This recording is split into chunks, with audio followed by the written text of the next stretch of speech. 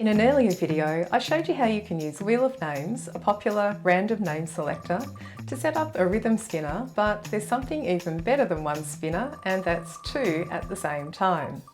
Hi, it's Katie here from Midnight Music, and in this video, I'll show you how you can use two wheels side by side to make music activities in your class even more fun. And if you stick around until the end, I'll show you 5 other types of wheels that you might like to create. Before you get started, you'll need 2 different wheels that you've set up and saved ahead of time. Here's my first wheel, which shows rhythm images.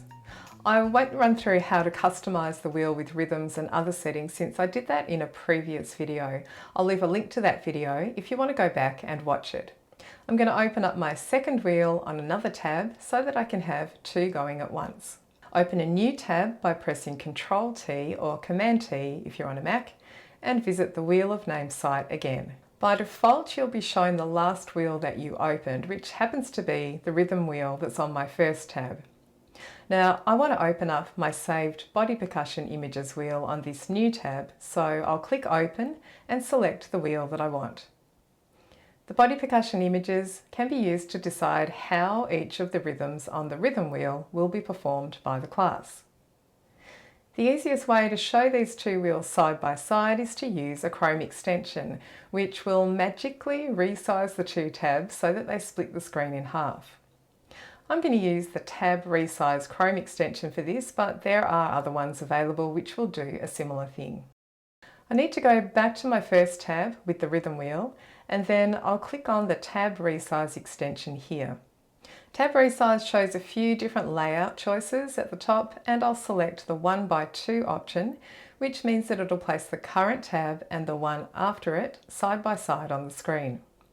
These are now 2 separate browser windows, and I can click on the left wheel first and then click on the right wheel so that they spin at the same time. You can do this with any combination of wheels that you like.